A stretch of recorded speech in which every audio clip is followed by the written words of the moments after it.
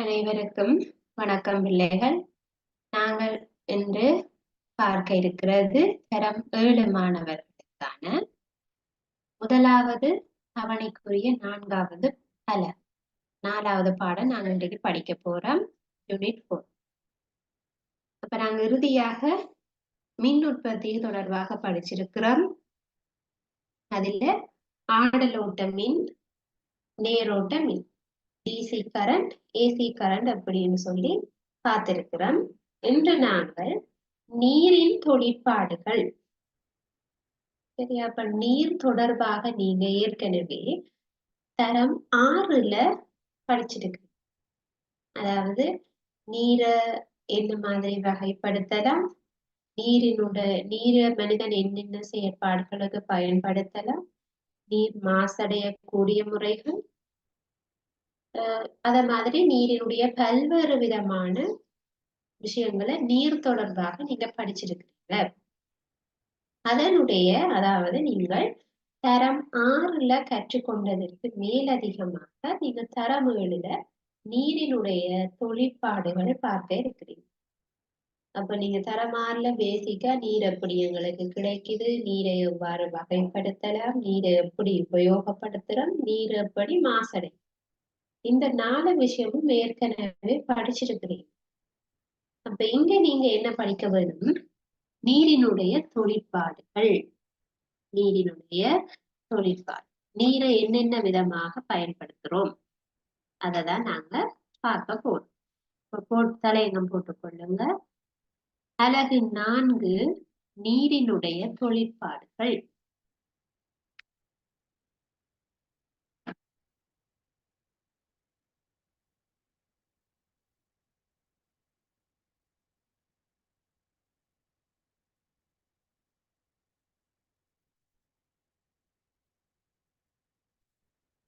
அலகு 4 நீரின் தொழிற்பாடு.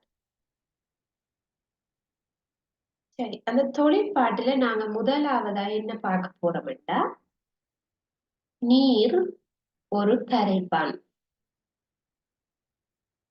சரியா? நீர் ஒரு கரைப்பான், அதாவது கரைக்கக்கூடிய இயல்பு இருக்கிறது. இப்ப உதாரணமா பாருங்க, கடல் தண்ணி உவர்ப்பானது என்று படிச்சிருக்கு. கடல் நீர் உவர்ப்பானது. ஏன்? அதுல பல உப்புக்கள் கரைந்திருக்குன்னு படிச்சிருக்கு. கடல் தண்ணியில உப்பு கரைந்து இருக்கு. ஆகவே கரைக்கிற அந்த இயல்பு நீரில இருக்கு. அதத்தான் நீர் ஒரு கரைப்பானாக பயன்படுத்தப்படுது. நாங்க நிறைய விஷயத்த கரைக்கிறதுக்கு தண்ணியை தான் பயன்படுத்துவோம். பாருங்க, இப்ப முதலாவது போட்டு நீர் ஒரு கரைப்பானாக பயன்படுத்தப்படுது வச்சுக்கோ. சரியா?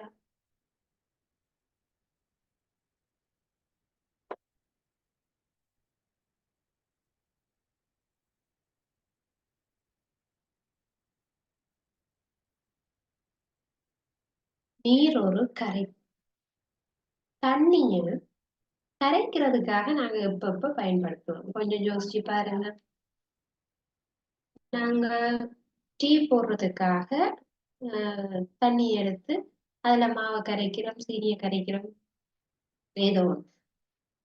உப்பு தண்ணி வேணுமெண்டா உப்பை போட்டு தண்ணியை விட்டு கரைக்கிறோம். அதுல மஞ்சள் தண்ணி தேவைன்னா மஞ்சளை கொட்டி தண்ணியில கலக்கிறோம். அப்படி எங்களுக்கு கரைக்க வேணுமாக இருந்தால் ஏதாவது ஒரு பதார்த்தத்தை போட்டு நன்றாக தண்ணியை விட்டு கரைக்கும். ஆகவே நீர் கரைக்கக்கூடிய இயல்புல இருக்கு. நீர் கரைக்கும் இயல்பை கொண்டிருக்கிறது. சரி, இப்ப நாங்க உங்களோட புத்தகத்துல பாத்தீங்கன்னா ஒரு அட்டவணை தந்துருக்கு. உங்களுக்கு சில பதார்த்தங்கள், பொருட்களை தந்திருக்கு. அந்த பொருட்கள் நீரில கரையுதா கரையலையா அத அட்டவணைப்படுத்த சொல்லிடு. இப்ப உங்களோட புத்தகத்துல 4வது அலகு, எல்லாரும் புத்தகம் வச்சிருந்தீங்கன்னா 4வது அலகை எடுத்துக்கொள்ளுங்க. அதுல ஒரு அட்டவணை ஒன்று தரப்பட்டது. பாரு.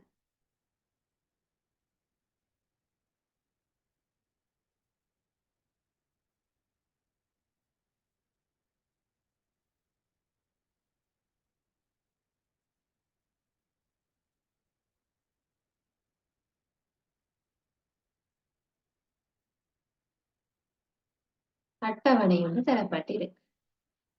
பொருட்களும் அதற்குரிய அவதானம் என்னன்னு கேட்டி. அதுல என்ன செயற்பாடு சொல்லி இருக்கு?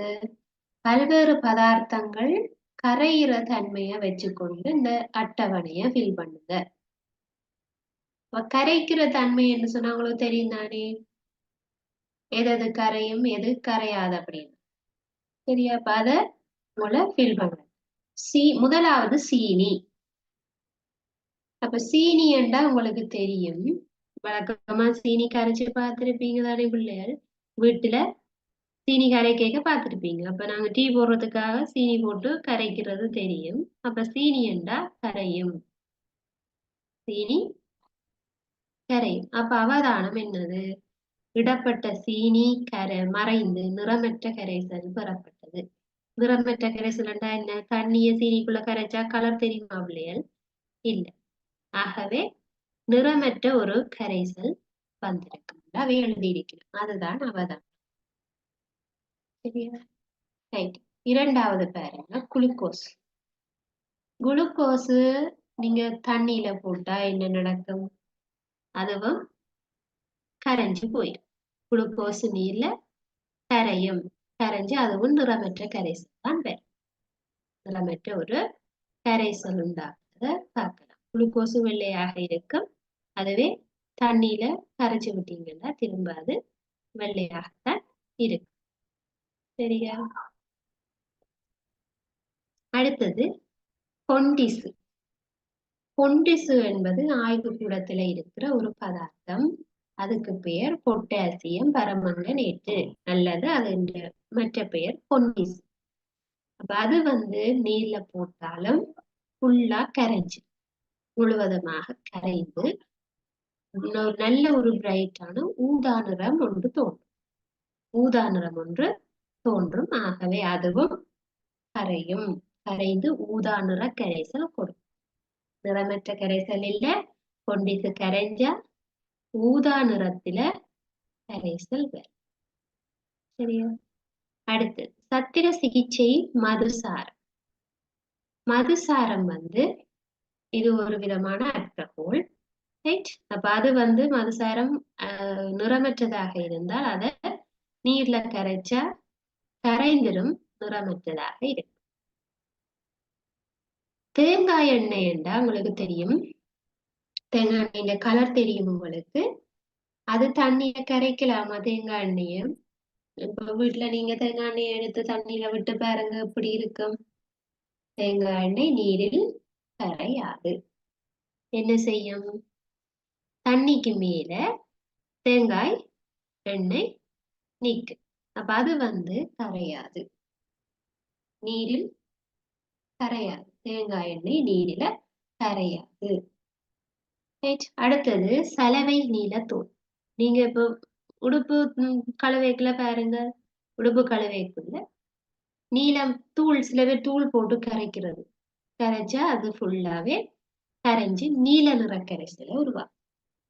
இப்ப அந்த கரையேக்குல அது என்னென்ன கலர்ல இருக்குன்னு அவை எழுதி இருக்கணும் பாருங்க. முதலாவது சீனி கரைஞ்சா நிறமற்ற கரைசல், குளுக்கோசு கரைஞ்சா நிறமற்ற கரைசல், பொண்டிசு கரைஞ்சா ஊதா நிற கரைசல், சத்திர சிகிச்சை மதுசாரம் வந்தா நிறமற்ற கரைசல், தேங்காய் எண்ணெய் என்றா அது தேங்காய் எண்ணெய் நீர்ல கரையவே மாட்டது.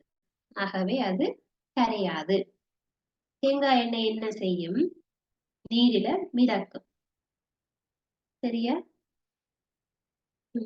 தேங்காய் எண்ணெய் நீர்ல மிதக்கும், ஆகவே அது கரையாது. சலவை நீலத்தூள் நீங்க ஆடைகள் கழுவுவதற்காக பயன்படுத்தக்கூடிய நீலத்தூள், அதை நீங்க தண்ணியில போட்டு கரைச்சா நீல நிறமாக இருக்கு. சரியா? அடுத்தது மெழுகு.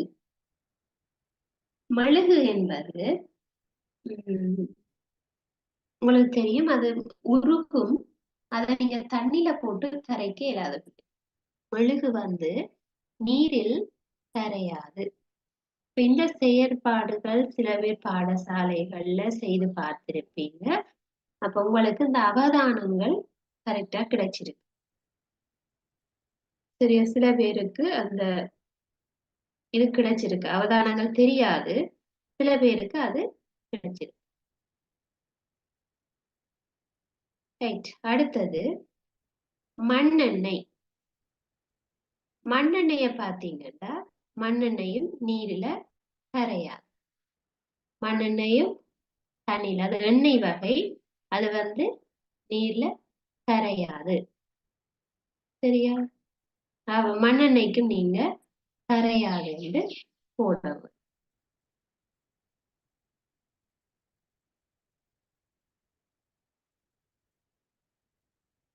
ரைட். உப்பு என்ன செய்யும்? தண்ணியில போட்டு கரைச்சா உப்பு தண்ணியில போட்டு கரைச்சா கரையும். உப்பு தண்ணியில இட்டு கரைச்சா உங்களுக்கு தெரியும் ஒரு நிறமற்ற கரைசல். நிறமற்ற கரைசல் ஒன்று உருவாகும். ஆகவே அது கரையும். இப்ப நீங்க எப்படி சீனியை போட்டு கரைக்கும் பொழுது எப்படி வருதோ அதே மாதிரி தான் உங்களுக்கு உப்பும் கரைஞ்சு ஒரு நிறமற்ற கரைசல் ஒன்று வரும். சரியா?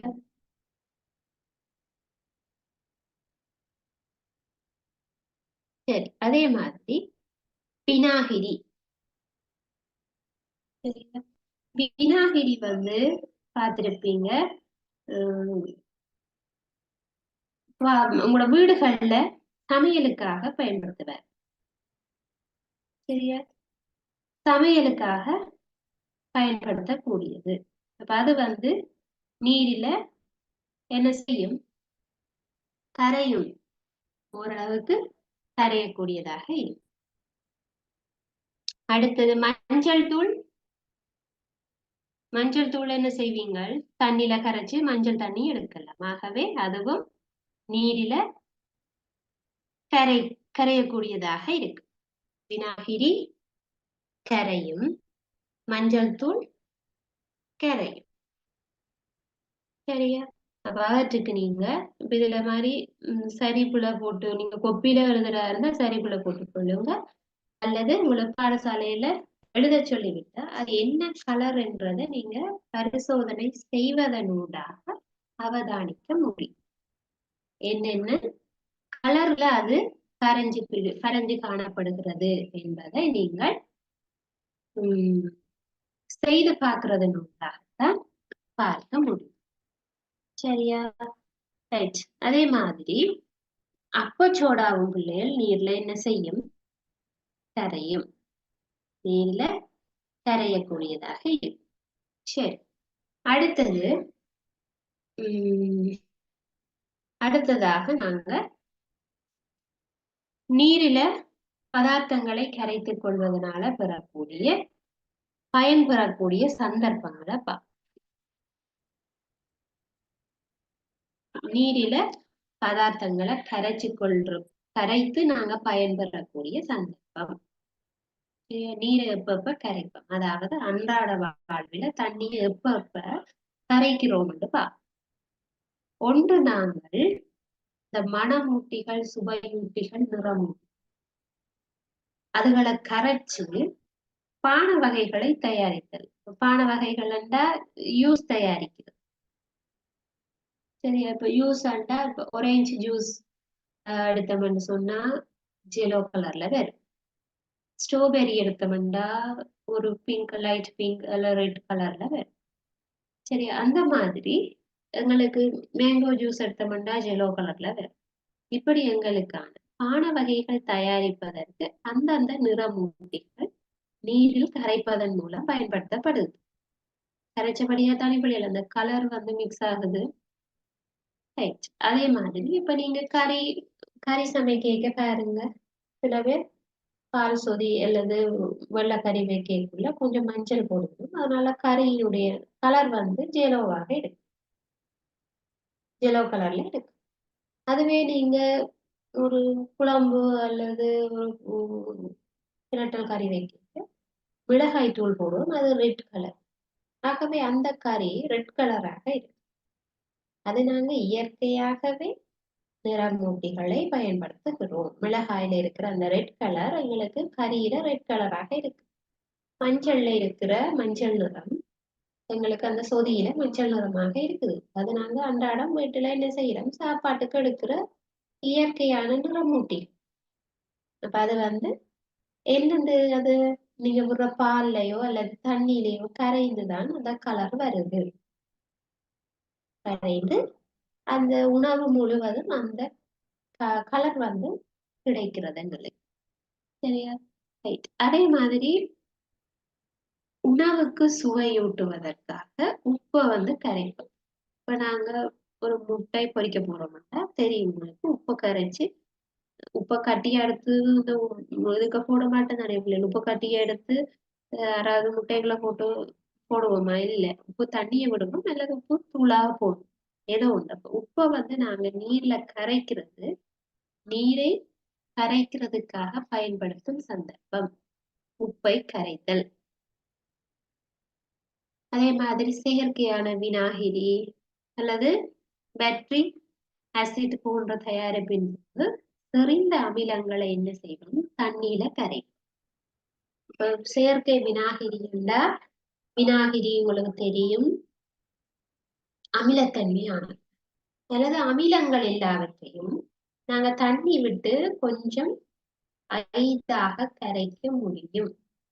சரியா? அப்ப அது நீரினுடைய கரைக்கிற இயல்பு தான். இப்ப வினாகிரி என்றா அது ஆல்ரெடி திரவமா தானே இருக்கும். அதுல என்ன கரைக்கிறதுன்றா அந்த திரவம் நீரோட சேர்ந்து நன்றாக கலந்து கரைஞ்சு போகும். வினாகிரி செயற்கையாக வினாகிரி அல்லது அமிலங்கள் அது ஆல்ரெடி திரவமாக இருக்கும். இப்ப கரைக்கிறதுன்னு சொன்னா தனியா கட்டியா இருக்கிறது தான் கரையுது இல்ல. அமிலங்கள் இதோட சேர்ந்து நன்றாக கரையும். சரியா? கரைந்து அந்த கரைசலை உருவாக்கும். ஒரு அமில கரைசல் ஒன்றை உருவாக்கும். அப்ப அது எது கரைஞ்சது? அமிலம் கரைஞ்சது. அத கரைப்பானாக இது இருக்கிறது நீர். சரியா? ரைட். அப்ப செறிந்த அமிலங்களை நாங்க ஐதாக்க வேணும். கொஞ்சம் அதன் அமிலத்தன்மையை குறைக்க வேணும்னா அதுக்கு நாங்க தண்ணியை சேர்த்து மிக்ஸ் பண்ணணும். அடுத்தது மருந்து பொருட்கள் ஏதாவது தேவைன்னா நீர்ல கரைச்சு கொள்ளும். இப்ப சிறியவர்களுக்கு மருந்து பருக்கிறது கஷ்டமாக இருக்கு. அவர்களுக்கு மருந்தை உட்கொள்ள தெரியாம இருக்கு. அப்ப அந்த சந்தர்ப்பத்துல என்ன செய்வோம், மருந்தை தூளாக்கி நீர்ல கரைச்சு சில சமயம் பருத்தி விடுவேன். அது மருந்து பொருட்களை தண்ணியில கரைக்கிறது சரி. அடுத்தது சுகாதார நடவடிக்கைகளுக்காக சேலை அல்லது தடுப்பூசி மருந்து என்பவற்றை உற்பத்தி செய்வது. சேலையின் உற்பத்தியில உங்களுக்கு தெரியும் சோடியம் நீர்ல நன்றாக கரைக்கப்பட்டு உங்களுக்கு சேலை உருவாக்கப்படும். அல்லது தடுப்பூசிகள் அதுக்குரிய மருந்துகள் எல்லாம் கரைக்கப்பட்டு உருவாக்கப்பட்டு இருக்கு. எண்ணத்துல நீரோட கரைக்கப்பட்டு உருவாக்கப்படும். இப்ப அதுக்காகவும் நீரினுடைய கரைதன்மை இயல்பானது பயன்படுத்தப்படுது. அதே மாதிரி நீரில ஒக்சிஜன் வாயு கரைஞ்சிருக்கிறதுனால நீரில இருக்கக்கூடிய அங்கிகள் சுவாசத்துக்கு தேவையான வாயுவை பெற்றுக்கொள்ளும். அது உங்களுடைய பாட புத்தகத்துல இந்த விடயங்கள் எல்லாமே தரப்பட்டு இருக்கு. பாருங்க.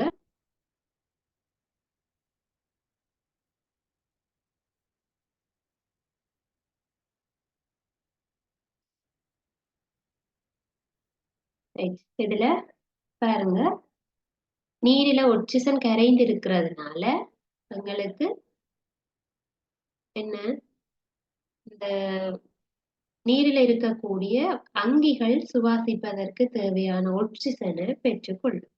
அதாவது தண்ணியில இருக்கிற சின்ன சின்ன விலங்குகள், மீன்கள் சுவாசிக்கிறதுக்கு வாயு தேவை, ஒக்சிஜன் வாயு தேவை. நாங்களும் சுவாசிப்பதற்கு ஒக்சிஜன் வாயு தேவை. அப்ப அந்த அங்கிகள் சுவாசிக்கிறதுக்கு தேவையான ஒக்சிஜன் எங்க இருக்க வேணும், தண்ணியில இருக்க வேணும். மீன் வெளியில சுவாசிக்கலாமோ? இல்ல. அப்ப அதுக்கு தண்ணிக்குள்ள ஒக்சிஜன் போக வேணும்னா கரைஞ்சுதான் போக வேணும். தண்ணிக்குள்ள ஒக்சிஜன் கரைய வேணும். அப்ப அதுவும் இந்த நீரினுடைய கரைக்கிற இயல்பு எங்களுக்கு பிரயோசனமாக இருக்கிறது. அதே மாதிரி உடல் மற்றும் உடைகளில் படிந்திருக்கிற அழுக்குகளை கழுவி அகற்றுவதற்கு. இப்ப பாருங்க, நாங்க உடல்ல சேறு அல்லது வேற ஏதாவது அழுக்குகள் இருந்தா கழுவுறது அல்லது குளிக்கிறது எல்லாத்துக்காகவும் தண்ணியைத்தான் யூஸ் பண்றோம். அப்ப அது அழுக்குகளை கழுவுவதற்காக பயன்படுத்தப்படுகிறது. சரியா? அதே மாதிரி அடுத்தது அலங்கார வேலைகளுக்காக நிறமூட்டப்பட்ட நீரை பயன்படுத்த. இப்ப அலங்கார வேலைகளுக்காக நாங்கள் தண்ணிய கலர்ஃபுல்லா மாத்துறது, வேற வேற கலர்ஸ்ல மாத்தி அதை நாங்க எங்களுடைய டெக்கரேஷனுக்காக யூஸ் பண்ணினா அதுதான் அலங்கார வேலைகளுக்காக நீரை பயன்படுத்துறது. அப்ப அதுக்கு நிறமூட்டிகள் என்ன செய்யறோம், அந்த நிறத்தை தரக்கூடிய ஏதோ ஒரு கலரை யூஸ் பண்ணினாத்தான் அது கரையும். சரியா? அப்ப மஞ்சள் நிறங்களை வர வேணுமெண்டா மஞ்சளை போட்டு கலப்போம். நீல நிறம் வர வேணுமெண்டா சலவை பண்ற அந்த ப்ளூ போட்டு கரைக்கலாம், அல்லது வேற ஏதாவது ப்ளூ கலரிங் இருந்தா போட்டு கரைச்சு எங்களுக்கு அந்த கலர்ஸை நாங்க எடுத்துக்கொள்ள முடியும். சரியா? அப்ப கரைக்கிற இயல்பு அன்றாட வாழ்க்கையில் பல்வேறு சந்தர்ப்பங்களில் பயன்படுத்தப்படுகிறது. சரியா? அடுத்தது மேலதிக அறிவுக்காக தரப்பட்டிருக்கிற சில விஷயங்கள் பிள்ளைகள் உங்களுக்கு சாதாரணமா சிலவிட சொல்லாம போவினம். ஆனா இது உங்களுடைய பகுதி ஒன்றுக்குரிய வினாக்களுக்கு அதிகம் வருவதற்கான வாய்ப்புகள் இருக்கு. 100% மேலதிக அறிவுக்காக இருக்கிற அந்த புக்ஸுக்கு இருக்கிற வினாக்கள் பகுதிகள்ல வினாக்கள் வருவது அதிகம். அதாவது பேட்டரி அசிட் என்று கூறப்படுவது நீர்ல கரைந்து ஐதாக்கப்பட்ட சல்பூரிக் அமிலம். இது பார்ட் 1ல கேள்வி வந்த பிறகு இது எங்களுக்கு புத்தகத்துல இல்ல அப்படின்னு கண்டுபிடிக்கும். ஆனா இதை நீங்க வாசிக்கிறது இல்லை. சரியா? அப்ப மேலதிக அறிவுக்காக தரப்படுறதுகளை புக்குல நீங்க கட்டாயம் வாசிச்சு வச்சிருக்க வேண்டும். இது உங்களோட பாட புத்தகம் தவிர மேலதிகமாக தரப்பட்ட தகவல். சரியா? அப்ப நீங்க அதுகளையும் கட்டாயம் படிச்சிருக்க வேண்டும். பேட்டரி ஆசிட் என்பது சல்பூரிக் ஆசிட். பேட்டரி அமிலம் என குறிப்பிடப்படுவதற்கு கீழே 4 விட தருவினம். அதுல நீர், சல்பூரிக் ஆசிட், ஹைட்ரோகுளோரிக் அமிலம் ஏதோ ஒன்று தந்திருந்தா உங்களுக்கு இதை வாசிச்சிருந்தா மட்டுமே தெரியும் ஐதாக்கப்பட்ட சல்பூரிக் அமிலம் தான் பேட்டரி அமிலம். சரியா? அப்ப அதை நீங்க தெரிஞ்சு வச்சுக்கொள்ள வேணும். அடுத்தது நீரில் கலந்து ஐதாக்கப்பட்ட அசெட்டிக் அமிலம் தான் செயற்கை வினாகிரி. அப்ப நாங்க வினாகிரி என்று கதைக்கிறது தண்ணீர ஐதாக்கின அசெட்டிக் ஆசிட்ட தண்ணீர மிக்ஸ் பண்ணி அதை வினாகிரி என்று சொல்லி விற்கிறார்கள். வினாகிரி நீர்ல கரையுமா கரையாதான்னு கேட்டா கரை. ஏற்கனவே அது நீரில அசெட்டிக் அமிலத்தை கலந்துதான் உருவாக்கப்பட்டிருக்கு. அப்ப இதுல வினாவரைக்கு சம்டைம்ஸ் செயற்கை வினாகிரியில் காணப்படக்கூடிய அமிலம் எது என்று கேட்கணும். முதலாவது சல்பூரிக் அமிலம், அசெட்டிக் அமிலம், ஹைட்ரோகுளோரிக் அமிலம், நீர் என்று இருந்திருந்தா என்ன போடுவீங்க? அமிலம் இருக்கிறது, அசெட்டிக் அமிலம். நீங்க அசெட்டிக் அமிலம் கொடுக்க வரும். சரியா? அடுத்தது பாருங்க, குறித்த தர நிர்ணயத்திற்கு ஏற்ப தயாரிக்கப்பட்ட ஐதான சோடியம் குளோரைடு, அதாவது உப்பு கரைசல் தான் சேலைன். அப்படி ஹாஸ்பிட்டல் வழியா தெரியும் உங்களுக்கு சேலைன் ஏற்றி இருப்பாங்க, போனோட நேர்த்துவினா நல்லா 2-3 சேலை நீக்கிறத பார்த்திருப்பீங்க. அந்த சேலை கரைசல்ல என்ன இருக்குன்னா ஐதான சோடியம் குளோரைடு, அதாவது உப்பை தண்ணீரை கரைச்சு அதை உங்களுக்கு ஏத்துறாங்க. சரி, அப்ப இது நிறைய பேருக்கு தெரியாத ஒரு விஷயம்.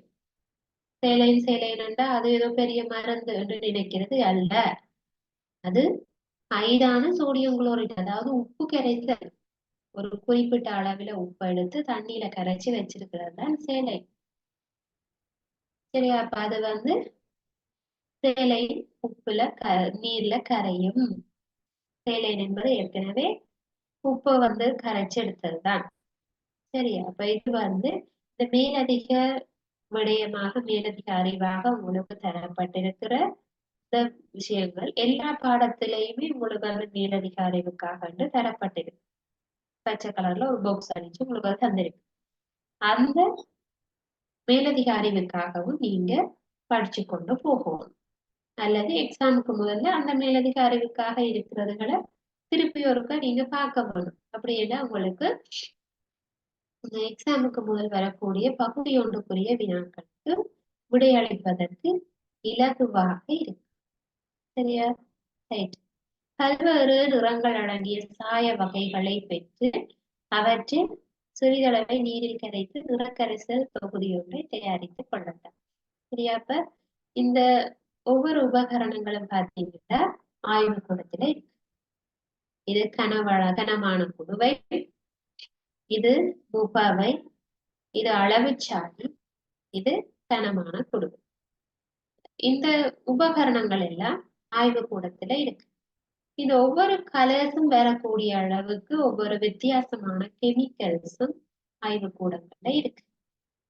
செப்பு சல்வேட்டை கரைச்சா இந்த மாதிரி ப்ளூ கலர்ல ஒரு கரைசல் வரும். சரியா? அதே மாதிரி மெரைல் ஆரஞ்சை கரைச்சா இந்த மாதிரி ஒரு எல்லோ கலர் வரும். வேற ஏதாவது பச்சை நிறத்தை தரக்கூடிய இரசாயன சேர்வைகளை நாங்க இதுக்கு கரைச்சு இதை எடுக்கலாம். சரியா? அந்த மாதிரி ஒவ்வொரு கலர்ஸும் வரக்கூடிய கெமிக்கல்ஸை கரைச்சு அவற்றை வெவ்வேறு வடிவங்கள் இருக்கிற கண்ணாடி போத்தல்ல இடுங்கள். வெவ்வேறு வடிவங்கள் பாருங்க, வெவ்வேறு வடிவம். இதை நீங்க தரமாறுல இதை செய்து பார்த்திருக்கிறீங்க. இதே செயற்பாடு தரமாறுல செய்து பார்த்துட்டீங்க ஏற்கனவே. அதனால இங்க நாங்கள் நோமலா பார்த்து கொண்டு போவோம். அப்ப இப்படி நாங்கள் கனமான குடுவேலையும் சரி அல்லது முக வேலையும் சரி அளவு சாடையிலையும் தண்ணி விட்டுருக்கீங்க பாருங்க, பாத்திரத்தின் வடிவத்துல அந்த தண்ணி நிற்கும். இந்த அளவு சாடியில அதன் அளவு சாடி வடிவத்துல நிற்கும். முகவையில வடிவத்துல நிற்கும். கனமான குடுவையில அந்த குடுவை ஷேப்ல தண்ணி நிற்கும். அப்ப அந்த ஷேப் தண்ணி எந்த பாத்திரத்தில் விடப்படுகிறதோ அதே பாத்திரத்தின் வடிவத்தில தான் நிற்கும் என்றது உங்களுக்கு தரமாறுல படிச்ச விஷயம். அதுதான் உங்களுக்கு இதுல சுருக்கமாக போடப்பட்டிருக்கு. சரியா? அன்றாட வாழ்க்கையில நாங்க நீரை வெவ்வேறு தேவைகளுக்காக என்ன செய்யறோம்? பயன்படுத்துகிறோம். சரியா? ரைட். அப்ப அன்றாட வாழ்க்கையில நாங்க நீரை கரைச்சு, அதாவது கரைக்கப்பட்ட பொருட்களை அதிகம் பயன்படுத்துறோம். அப்ப அதை பயன்படுத்துற சந்தர்ப்பத்துக்கு ஒரு செயற்பாடு பார்ப்போம்.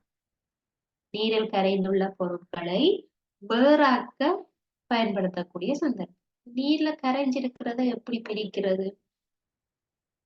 சரியா? அப்ப அதைத்தான் நாங்க இப்ப பார்க்க போறோம். அப்ப அதுல என்ன செய்ய போறோம்னா செயற்பாடு 4.2 பாரு. தேவையான பொருள் உப்பு கரைசல். சரியா? ரைட். உப்பு கரைசல் என்ன? உப்பு தண்ணியில கரைஞ்சிருக்கு. ரைட். மதுசார விளக்கு. மதுசார விளக்குண்டா இது இருக்கு. இதுதான் மதுசார விளக்கு. சரியா? அல்லது மெழுகுவர்த்தி. அல்லது மெழுகுவர்த்தி. தகரப்பேணின்ற மூடி. தகரப்பேணி ஒன்று மூடி இதுல வைக்கப்பட்டிருக்கு. பாருங்க, உப்பு கரைசலில் சிறிதளவை பேணியின் மூடியிலிட்டு சூடா. அப்ப நீங்க உப்பு கரைசல் தான் தெரியும். உப்பை ஏற்கனவே தண்ணியில கரைச்சிட்டோம். அந்த கரைசல் இருக்குது, அதுதான் உப்பு கரைசல். அந்த உப்பு கரைசல்ல கொஞ்சத்தை எடுத்து என்ன செய்வோம்? இந்த மூடிக்கு மேல விட போறோம். சரியா?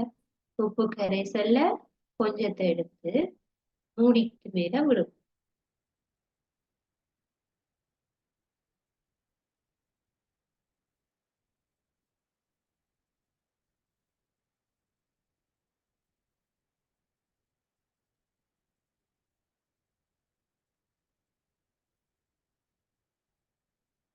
இந்த மூடிக்கு மேல நாங்க விடுவோம். கொஞ்சமாக இந்த உப்பு கரைசலை விடுறோம். சரியா? உப்பு கரைசலில் சிறிதளவை பேணி மூடியிட்டு சூடாக்குங்கள். வெப்பப்படுத்துவதற்காக படத்தில் காட்டியவாறு முக்காலியுடன் மதுசார விளக்கு அல்லது துளையிடப்பட்ட வெற்றுப்பால்மா பெட்டியில் வைக்கப்பட்ட மெழுகுவர்த்தி சுவாலை ஒன்று படத்துல காட்டியவாறு பயன்படுத்துது. அதாவது முக்காலி இந்த இதுல இருக்கிற இதுதான் முக்காலி. பாருங்க, இதுல முக்காலி 3 கால்கள் இருக்க முடியல, அதான் முக்காலி. இதுல பாருங்க,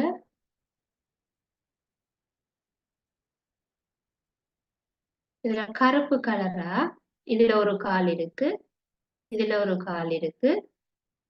பின்பக்கமாக காட்டப்பட்டிருக்கிறதால உங்களுக்கு தெரியாது. அதே மாதிரி இஞ்சால ஒரு கால் இருக்கு.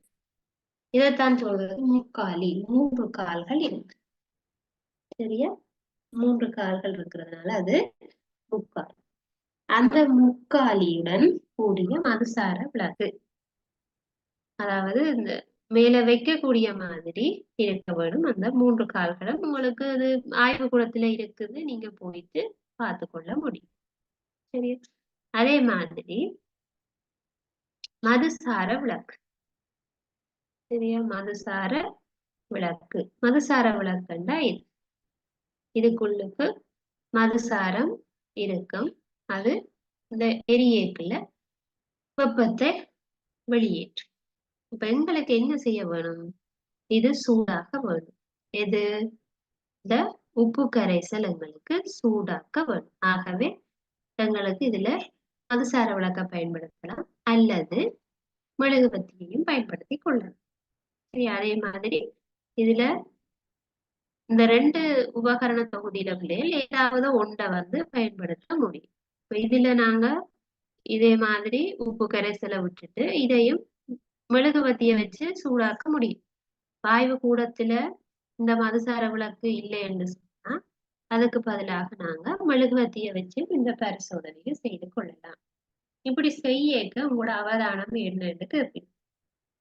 அப்ப இதுல வரக்கூடிய வினாண்டா இந்த படம் ஏற்கனவே தரப்படும். இதுல அவர்கள் என்ன கேட்பினோம்னா, இந்த இதுக்கு பேர் என்ன? மதுசார விளக்கு. இந்த பேர் என்னன்னு கேட்கலாம், அல்லது பேரு ஏபிசிடின்னு போட்டு குறிப்பிட சொல்லலாம். சரியா? இதுக்கு அம்புக்குறி காட்டிவிடும். அதே மாதிரி இந்த முக்காலிக்கும் அம்புக்குறி காட்டி அதுல பெயர் என்னன்னு சொல்லி கேட்கலாம். ஆகவே அடுத்தது இந்த பரிசோதனையில உங்கள்ட அவதானம் என்னன்னு கேட்பேன். அப்ப நாங்க இந்த சூடா கேக்கல என்ன அவதானிச்சிருக்கலாம்? இப்ப அந்த உப்பு தண்ணி தான் உண்மையில விட்டு நாங்க உப்பு கரைசல், அந்த உப்பு கரைசல் என்ன செய்யும்? சூடாகும். மூடி சூடாக இருக்கல உப்பு கரைசலும் சூடாகும். உப்பு கரைசல் சூடானா என்ன செய்யும்? அந்த தண்ணி ஆவியா, இப்ப சாதாரணமா யோசிச்சு பாருங்க பிள்ளைகள், வீட்டுல தண்ணியை நாங்க கொதிக்க வைக்க என்ன செய்யும்? கொதிச்சு எப்படியோ ஆவியாகி போகும். அப்ப எங்களுக்கு தண்ணி, உப்பு தண்ணி சூடாகும். சூடான தண்ணி ஆவியாகும். ஆவி வரும், நீராவி வரும்.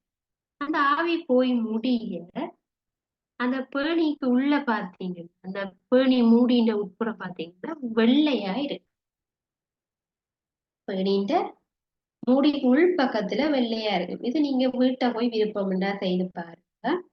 ஒரு சின்ன தாச்சி அல்லது சட்டியில அது ஒரு மூடியில கொஞ்சமா உப்பு தண்ணியை வச்சுட்டு உங்களோட அடுப்புலயோ அல்லது உங்களோட இதுலயோ சமைக்கல, அம்மா சமைக்கல அது ஒருக்கா செய்து பாருங்க. சரி, அதுல தண்ணி ஆவியாகி முடிய உங்களுக்கு வெள்ளையா படிஞ்சிருக்கா ஏதாவது பாருங்க. வெள்ளை கலரா அப்படியே உட்புறமாக படிஞ்சிருக்கும். அந்த வெள்ளையா இருக்கிறது என்னன்னு கேட்டா உப்பு. நீங்க உப்பு தானே இவ்வளவு கரைச்ச நீங்க, உப்பும் தண்ணியும். இப்ப ரெண்டையும் சேர்த்து நீங்க சூடு பண்ணிக்கல என்ன நடந்தது, இந்த ஹீட் ஆகைக்குள்ள தண்ணி ஆவியாகி போயிட்டுது. ஆனா உப்பு ஆவியாகாது. அதனால உப்பு என்ன செய்யுது, மூடியில படி, தண்ணி ஆவியாகி போயிடுச்சு. சரியா? அப்ப இந்த மேற்படி செயற்பாட்டுல உங்களுடைய அவதானம் என்னன்னு கேட்டா, பேணியின் மூடியின் மேற்பரப்பில் உப்பு படிந்திருப்பதை காணலாம். உப்பு படிஞ்சிருக்கிறத காணலாம். சரியா? அப்ப கடல் நீர்ல உப்பு இப்படித்தான் எடுக்கப்படுது. எப்படி? கடல் தண்ணிய நாங்க கொதிக்க வைக்கிறீங்கள பிள்ளைகள், கடல் தண்ணிய பெரிய பாத்தி மாதிரி கட்டி ஆவியாக்கு. அவ்வளவு கடல் தண்ணிய வச்சு நாங்க கொதிக்க வைக்க இயலாது. கடல் தண்ணிய நாங்க ஆவியாக்கினா தானே அதுல உப்பு கீழே படியும். அப்ப அந்த செயற்பாடு பாருங்க உங்களுக்கு தரப்பட்டு. கடல் நீரில அதிக அளவுல என்ன இருக்கு, சோடியம் குளோரைட் இருக்கு. இந்த கடல் தண்ணிய ஆவியாக்கி உப்ப எடுக்கிற செயற்பாடு உப்பளங்கள்ல நடக்கும். இப்ப இலங்கையில பாத்தீங்கன்னா ஆணையிறங்கு. இப்ப நீங்க யாழ்ப்பாணம் போகைக்கு பாத்தீங்கன்னா கிளிநொச்சி முடிய அடுத்தது யாழ்ப்பாணம் ஸ்டார்ட் பண்றதுக்கு முதல்ல ஆணையிறவு இருக்கும். ஆணையிறவுல ஒரு உப்பளத்தை நீங்க பார்க்கலாம். அந்த மாதிரி வெவ்வேறு இடங்கள்ல உப்பளங்கள் இருக்குது. எல்லா கடல்லையும் இந்த உப்பு எடுக்க இயலாது பிள்ளைகள். சாதாரணமா நீங்க குளிக்க போற கஜூர்னா பீச்ல போய் உப்பு எடுக்க போறோம்னு நிக்கலாம். சரி, அப்ப சில கடல்கள்ல அந்த உப்பளங்கள் அமைக்கிறதுல நல்ல உப்பு செறிவாக இருக்கிற கடல்ல நாங்க உப்பு பிரித்தெடுக்கலாம். சரியா? நம்ம பாருங்க, இந்த கடல் தண்ணியில அதிகமாக கரைஞ்சிருக்கிற உப்பு சோடியம் குளோரைட்டு. இது நீங்க தரமாறவே படிச்சிருக்கீங்க. கடல் நீர்ல அதிகம் இருக்கிற உப்பு இது சோடியம் குளோரைட் என்ற உப்பு. அந்த உப்பு தான் சேலைன்லயும் நாங்க கரைச்சி வச்சிருக்கிறோம். சோடியம் குளோரைட்டை தண்ணியில கரைச்சதுதான் சேலைன். சேலைனுக்கு நாங்க தமிழ்ல சொல்லணும்னா உப்பு கரைசல். சரியா பிள்ளைகள்? அப்ப அந்த சோடியம் குளோரைட் இருக்கு. உப்பளங்கள்ல என்ன செய்யறாங்க, சூரிய வெப்பத்தினால் கடல் நீர் ஆவியாக்கப்படுது. அப்ப கடல் தண்ணியை பாத்தீங்கன்னா பெரிய அளவுல வரும் பிள்ளைகள் தண்ணி. அதை என்ன செய்யறது, நல்ல ஹீட் பண்ணி வெப்பத்தினால ஆவியாக்கு. எந்த வெப்பம், சூரிய வெப்பம். அப்ப உப்பளம் எப்படி இருக்க வேணும், மலை நாட்டுல கொண்டு உப்பளம் வைக்கலாமா?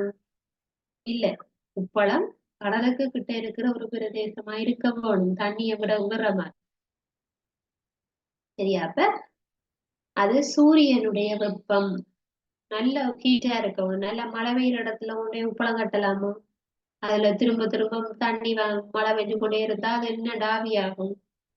அப்ப நல்ல வெப்பம் கிடைக்கிற ஒரு இடமா இருக்க வேணும் அந்த உப்பளம்.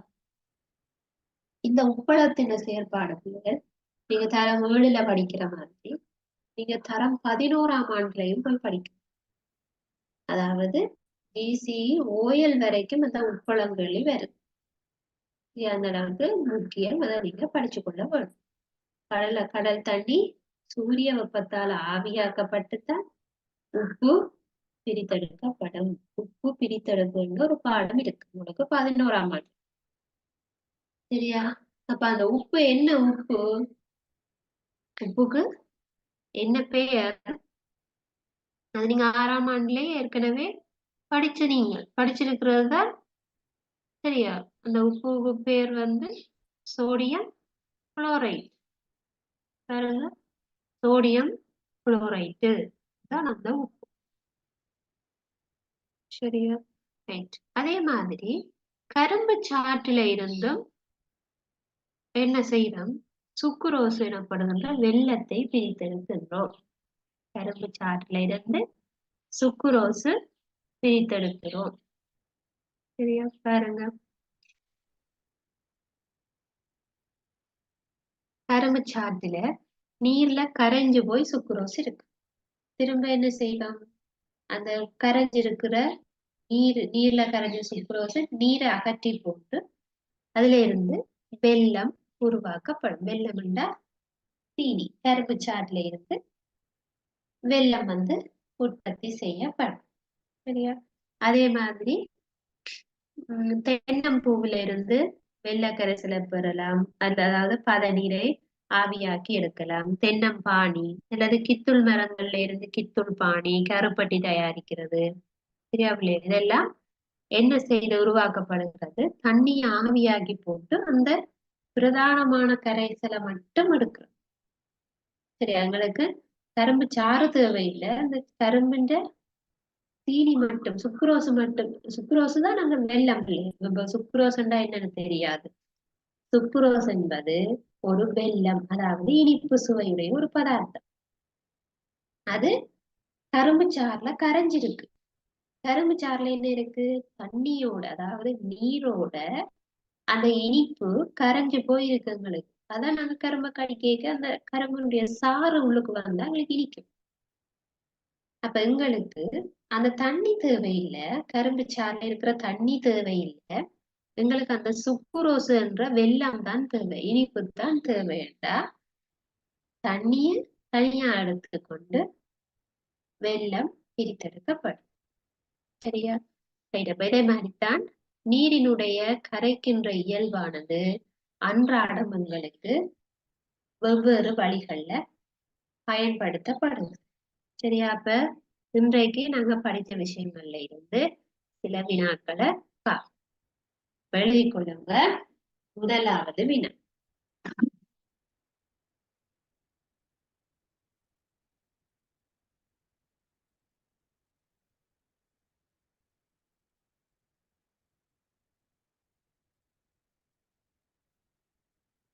பின்வரும் வினாக்களுக்கு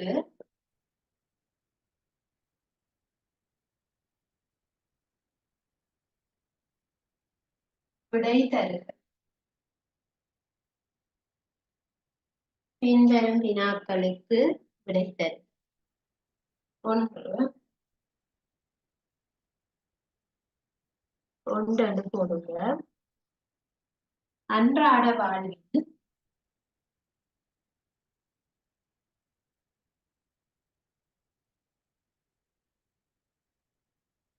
அன்றாட வாழ்வில் நீரின்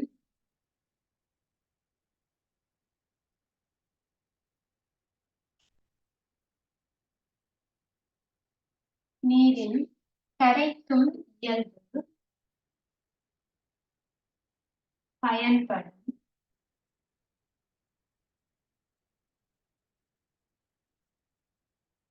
சந்தர்ப்பம் 5 தரும். அன்றாட வாழ்வில் நீரின் கரைக்கும் இயல்பு பயன்படும் சந்தர்ப்பம்.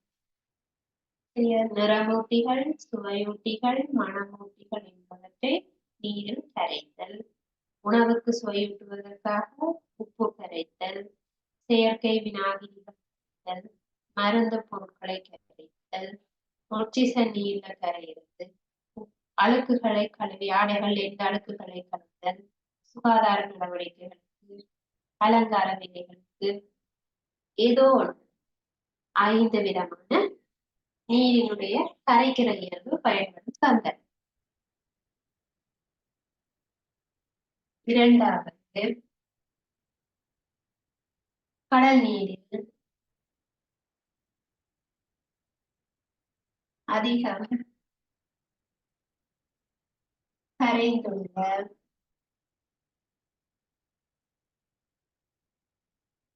உப்பு எது? கடல் நீர்ல அதிக அளவுல கரைஞ்சிருக்கிற உப்பு எது?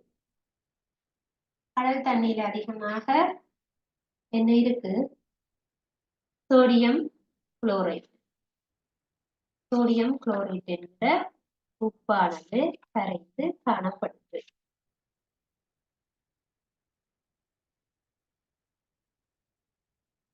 மூன்றாவது,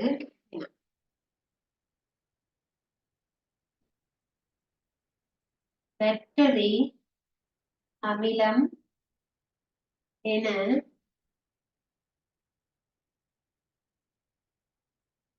குறிப்பிடப்படுவது எது? பேட்டரி அமிலம் என குறிப்பிடப்படுவது பேட்டரி ஆசிட் என்று சொல்வது இது சல்பூரிக் அமிலம். இன்றைக்கு நாங்க பார்த்த விஷயங்கள் உங்களுக்கு விளங்கி இருக்குமென்னு நினைக்கிறேன். இன்னைக்கு பார்த்ததுல ஏதாவது உங்களுக்கு டவுட்ஸ் இருந்தா நீங்க தெரியும்.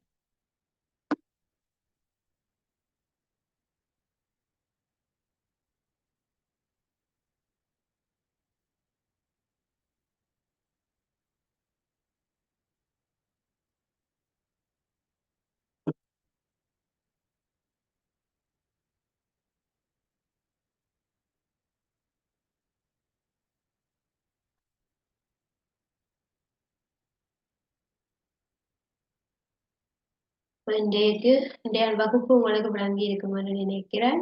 நாங்கள் அடுத்த வகுப்புல நீரினுடைய இன்னொரு இயல்பு தொடர்பாக பார்க்கலாம். தேங்க்யூ.